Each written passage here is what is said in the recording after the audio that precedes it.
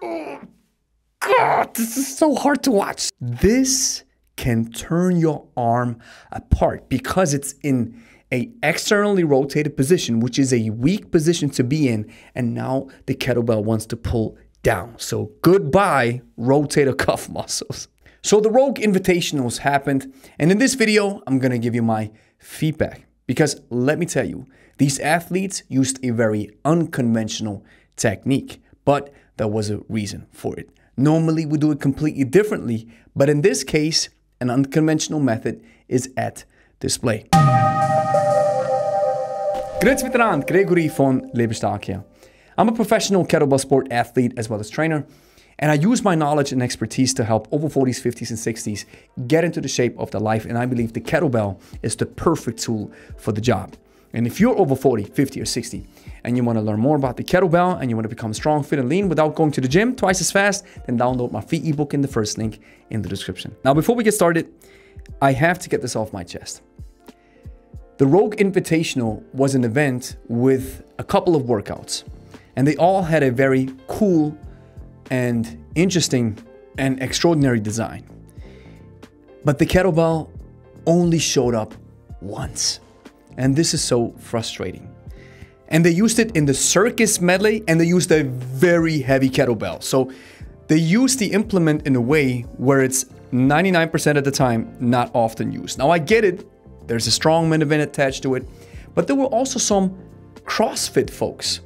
And you could have placed the kettlebell in a position where it shines the most and where it shows you actually what it's capable of doing. Because if you look at the kettlebell from the lens of how it was presented at the Rogue Invitationals, you get a very strange image. So without further ado, let's jump right into the reaction.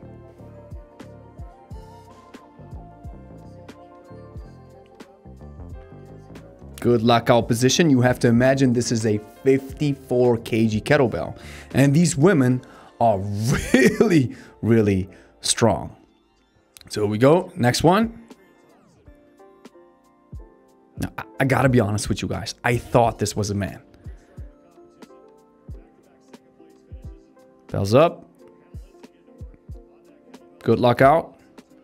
But the other athlete was struggling like crazy.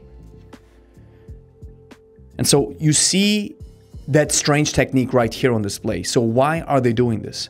The reason why they do it is because such a heavy kettlebell is almost impossible to manage in a solid rack position. Now, normally you have the kettlebell close to the body, elbows close to the hip, and then you push from this position in a very straight line.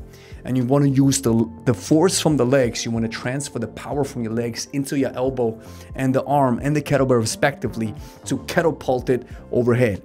And in most cases, you want to jerk. So you jump into a second dip to reduce the distance that the kettlebell has to travel. However, in this case, such a heavy kettlebell wants to drop down. If you rack it like this, the weight is pulling your arms apart. So then it always drops from the rack position unless you are crazy strong. But most guys that I know who lift these 70, 80, and 90 kilogram kettlebells, they also flare their elbows out because they give that heavy kettlebell more of a solid and stable position as normally when you have the kettlebell close into the rack position. Now this athlete, unfortunately, she's not able to lock out. It's just too heavy. And that's massive strength on display right here, right? This is, even if she's not able to lock out fully, to move it in that position, even in, ooh, and here for the shoulders. Oh my, let's watch that again. Let's watch that again. Now watch this. A move like this can turn your arm apart because it's in a externally rotated position, which is a weak position to be in, and now the kettlebell wants to pull down. So goodbye, rotator cuff muscles. And now here we see a solid lockout position, watch. And this is a good rep, fully locked out, 100%, super solid. I respect that. And so that's another reason why they have the kettlebell in that position, because they want the kettlebell only to move a couple of inches only a little bit. So they want to decrease the distance that the kettlebell has to travel by far. And that's how you do it when you have it in that position. It looks awkward, it looks strange, but that's the point. I think, at least, maybe that's the point. It's a very unconventional and strange object that requires a very inefficient technique to handle. So if that is the foundation and the fundamental idea behind this type of implement and this type of event, I can get behind it. So yeah, and that's why they call it a circus. So you know what they think of kettlebell sport athletes and kettlebell practitioners? That we're clowns. Wow. See, the elbows are all already in a kind of extended position to a certain extent. And that's a solid lockout position. So, man, you gotta respect these behemoths, these monsters, these female monsters. I respect that. That's crazy. Now with the fellas, there is a couple of notable examples that I want to show you right now. And that's right in the beginning. So the ladies had to have, I think it's 54 kilogram kettlebell, and the guys, it's a 95. Almost. And in his second attempt.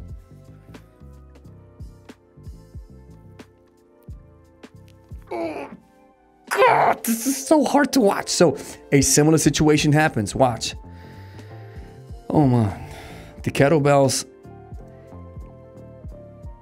almost at lockout position. And remember, at this stage, the arm, again, is in that external rotation, not a strong position to be in. And the kettlebell pulls you apart. It pulls the arm apart. Oh, God. If these guys weren't as strong, I guarantee you the next day they were like, oh, my God, where my physiotherapist at? But this can snap your elbow and shoulder in half. Look at Stolten. Look at this guy. Easy. Easy. Look at this. Not the most perfect lockout position, but he even keeps it a small second in the fixation. And the other guy too. 95 kilograms. Crazy. And this is the most impressive one. Look at Michelle Hooper. And look how he's pitched against the mountain Thor. How he fares. And the type of strength that is at display currently with Michelle Hooper. I think he won the Invitational. This is solid. Against the mountain. We have to say that the mountain is a little bit older now. And I think he exited or he resigned from strongman and now we got back in. But watch this. Whoop. And boom. This is super strong. Yes, you can say he couldn't hold it long in the top fixation, but this is a solid top fixation. And you got to respect that. And Thor is struggling compared to him.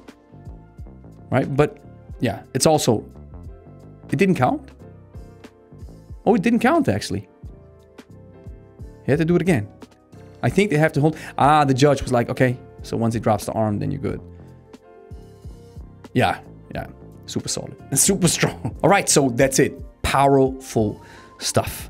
These guys are strong. These gals are strong, 100%. But the frustration lingers.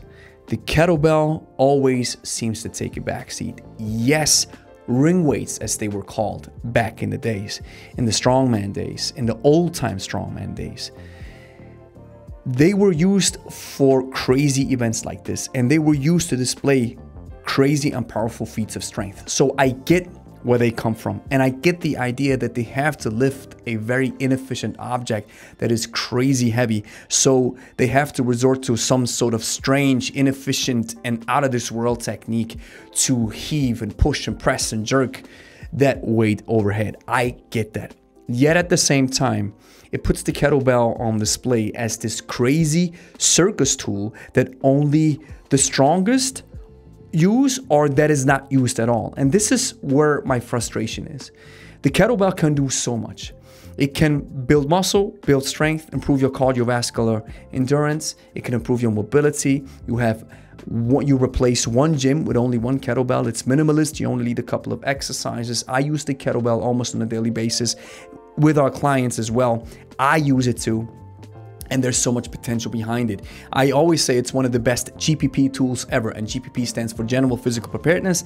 This is what athletes have to go through before they specialize, and that's exactly what we need. We need to bring up a little bit of mobility, a little bit of strength, a little bit of speed, a little bit of muscle and mobility and endurance and coordination. We have to build that up to a certain extent, and this is what a lot of people need. We don't have to train like athletes. We don't have to look like athletes. You don't have to push, press, jerk a 95 or 40, 54 kettlebell overhead. No, it can do so more, and I wish it would have gotten a better and more popular spot that highlights its features. But oftentimes that's not the case, and that's the reason why we exist right here. So if you like the video, please share it with your friends who are interested in kettlebells and subscribe to the channel. And if you're over 40 and you want to become strong, fit, and lean without going to the gym, you want to learn the moves and the powerful workouts and the exclusive and almost unique capabilities of kettlebell training